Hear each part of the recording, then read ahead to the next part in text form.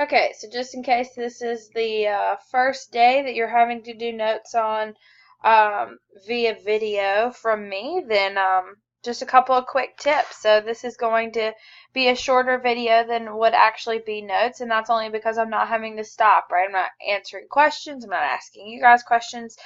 There's no dialogue between us, so I'm able to pretty much go at my own pace. I'm able to just say whatever I want, and none of y'all can stop me. So because that's going to go a little bit quicker. Um, Use that to your advantage, right? I mean, this is a video. Pause it if you need to pause it. Rewind it if you need to rewind it.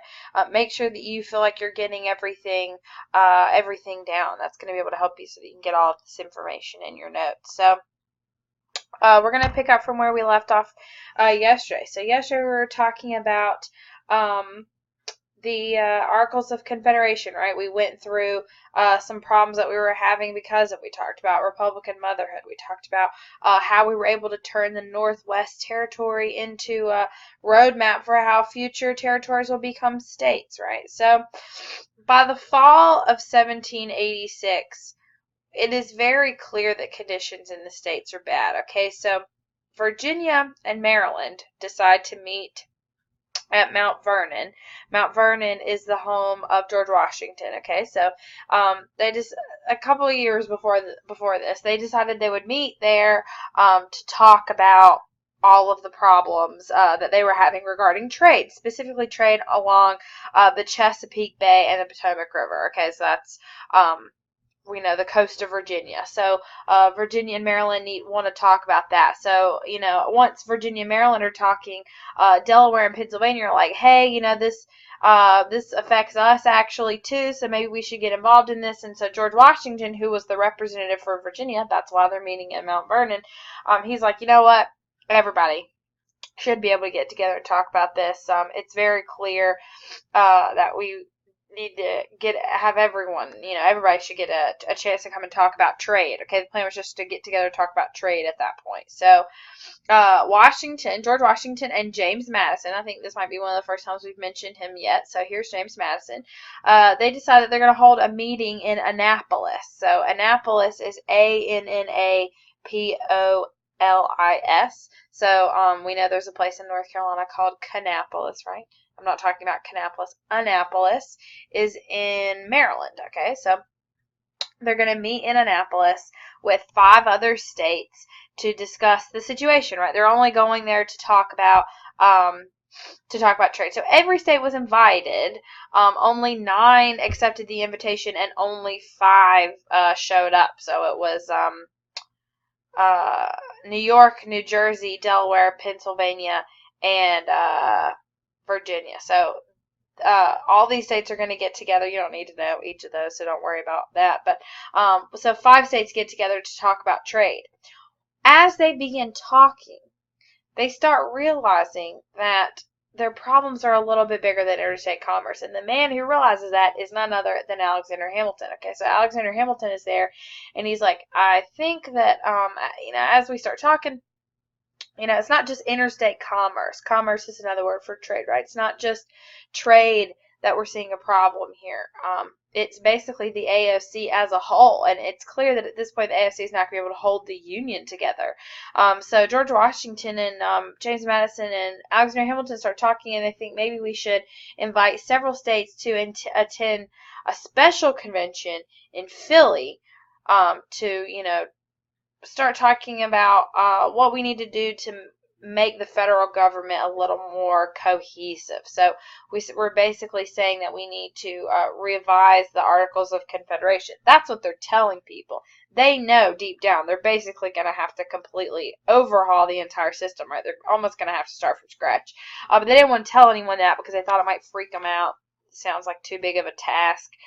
So they're like, everyone just come and we'll talk about all of the issues we're having with the AOC, and we'll get everything working. So in May of 1787, they head back to Philadelphia. Here we go, right back to Philly.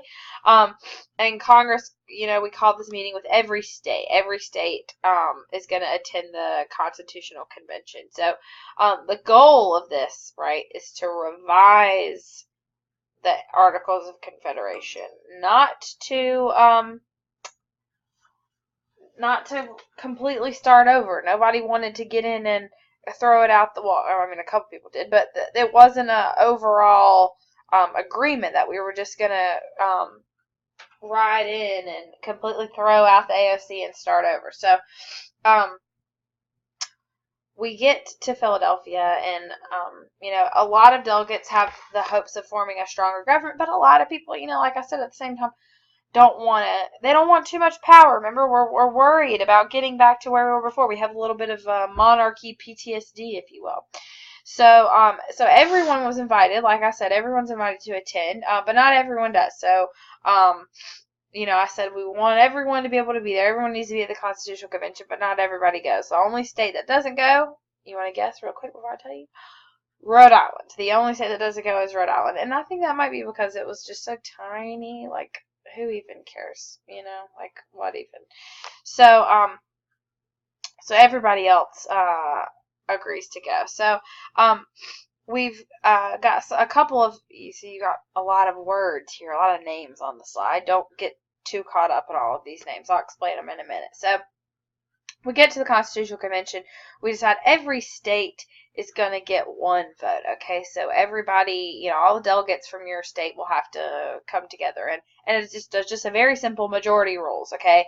If, 6 of the states agree to this, then we'll have to go back and start again. But a simple 7 majority of these 12 will be official, and 55 men are there total, representing all 12 of these states except for Rhode Island, right? So, it was also very important that what is said at the convention was kept top secret. And the only reason why we know what was at the convention today is because of some of the men there kept journals. They kept diaries of what went on. And the one who took the best one was James Madison. Okay, James Madison took a very extensive set of notes from the Constitutional Convention, on the different plans that were talked about, the different ideas from different states, who liked what, who didn't like what, how people voted on certain issues. He took very, very detailed notes. So because of James Madison, we can thank him for all the things we know about what went on at the Articles of Confederation. Now,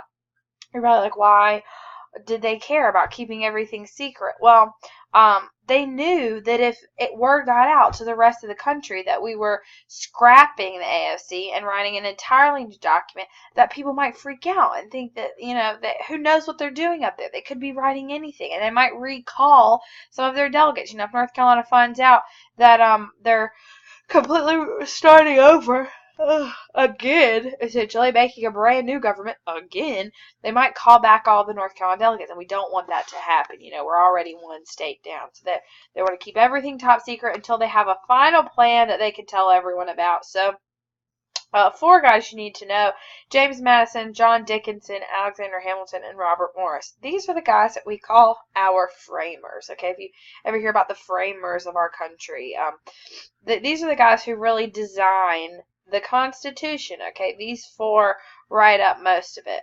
Robert Morris, Alexander Hamilton, handling a lot of sort of the financial part of things, trade, laws, taxes, things like that. John Dickinson and James Madison are doing other things, doing the rest of it. So the leaders of the Constitutional Convention, George Washington is the president of the convention, suiting, right? He will eventually be the president, but he is the president of the convention, so he is sort of heading everything up. And then his number 2 is old Benny Frank, sitting sort of drunk and with some probably prostitutes or something in the corner. Who knows what he was doing over there? But yes, that's what Benjamin Franklin was doing. So, absent from the convention, guys that aren't there that you would probably have expected are Thomas Jefferson. Anybody want to take a guess where he is? I'm sure you don't have to wonder. France, obviously, always in France. He was in France, actually negotiating about some. France was a big ally at this point, so it was important to maintain a good relationship with them. So Thomas Jefferson goes over there, and he actually starts getting involved in what's eventually going to be the French Revolution. John Adams was in Great Britain at the time, doing some negotiation on our behalf with Great Britain. Sam Adams not there, and Patrick Henry not there. So I'm not quite sure why either of them were absent. So all of the delegates are men. I shouldn't have had to say that. We should have just assumed, but just in case you didn't, all the delegates are male. Most of them in their 30s and 40s. Okay, we've obviously got some exceptions to the rule. Benjamin Franklin being a big one, right? He was virtually ancient at this point, but everybody's the average age around everyone is in their 30s and 40s. About half of them went to college. Harvard, right? Harvard was around by this point. Yale was around by this point. Both of those colleges are actually older than the United States is. So we have many founding fathers who attended those schools. Most of these guys come from money, come from wealthier families. We've got some Revolutionary War veterans present at the Constitutional Convention, as well as some of the guys who signed the Declaration of Independence, right? A lot of the guys at the Second Continental Congress are also here for the Constitutional Convention. So it's a bit of a tricky task, right? Coming up with a plan that everyone can agree to, or that at least most people can agree to. So we've got a lot of different ideas to balance out here. And they're important to keep them all straight. So large states versus small states, right? We can see here Virginia is basically the largest state as far as land size goes. And Rhode Island is definitely the smallest. So we know we don't want to make any plan that favors a large state over a small state, right? Rhode Island's, even though they're not there, I mean, Delaware, right? They're not going to want to agree to that. Connecticut, Massachusetts, New Jersey, these are states that are not going to find that very fair. Northern interests versus southern interests, okay? We know that even that later on down the road, the North and the South are going to be two very different places, and that was even beginning then. I mean, we see a lot more industry happening here in the North, a lot more like seafaring business, a lot more shipping happening in the North, a lot more agriculture happening in the South. So we've got to be able to balance all of those different types of interests. Strong national government versus a strong state government. It's an argument we still have today, right? Sort of Republican versus Democrat type of deal. So a lot of people, I mentioned, were worried about having a national government that was too strong. We didn't want another king or another monarchy, another tyrant. We don't want anything like that happening. But we don't want another Articles of Confederation, right? We don't want the states to have too much power. So it's a very delicate balance we have to work out here. So as we start writing up plans, all these different states have different ideas of what we should do. The two that draw the most amount of support are the Virginia plan and the New Jersey plan. So you should have heard about these, talked about these a little bit when you were in civics. So we'll talk about them now. Oh, sorry, my dog's getting in the way. So the Virginia plan we also call the large state plan, right? I mean, just look how big Virginia is. Look how tiny. Dexter, stop it. My dog's getting on my nerves. All right, but look at how tiny New Jersey is. So that's called the small state plan. So Virginia is represented by multiple people, one of which is Edmund Randolph. You see him there. He's the governor of Virginia at this point. So the Virginia plan was actually written out by James Madison, who was a Virginian, but it was put to the floor, put to a vote by Edmund Randolph since since he was the governor. He was sort of representing his state. So this system is based on people rather than on the state. So an entirely new form of national government. It brings about 3 branches of government. This should sound familiar, right? The legislative branch, the executive branch, and the judicial branch. So we have obviously each of those today. So the legislative branch, however, was supposed to be seen as the centerpiece of the government. So today in our government system, we know that the legislative, executive, and judicial, all 3 are supposed to be equal, right? Checks and balances. Under this form of government, the legislative branch would sort of be elevated above the other 2. Another thing that it was going to have was a bicameral legislature. Now, we've heard a word similar to this before, right? Unicameral. We talked about having a unicameral legislature under the Articles of Confederation, meaning we have one house in Congress. Well, it was the idea of James Madison to have 2 houses, sort of like Parliament does. Parliament has an upper house and a lower house in Great Britain. That's how Congress in the United States works today. So we were going to have a lower house, which would essentially be, like today, the lower house is the House of Representatives, and then the upper house is the Senate. So each of those would be elected sort of in different ways.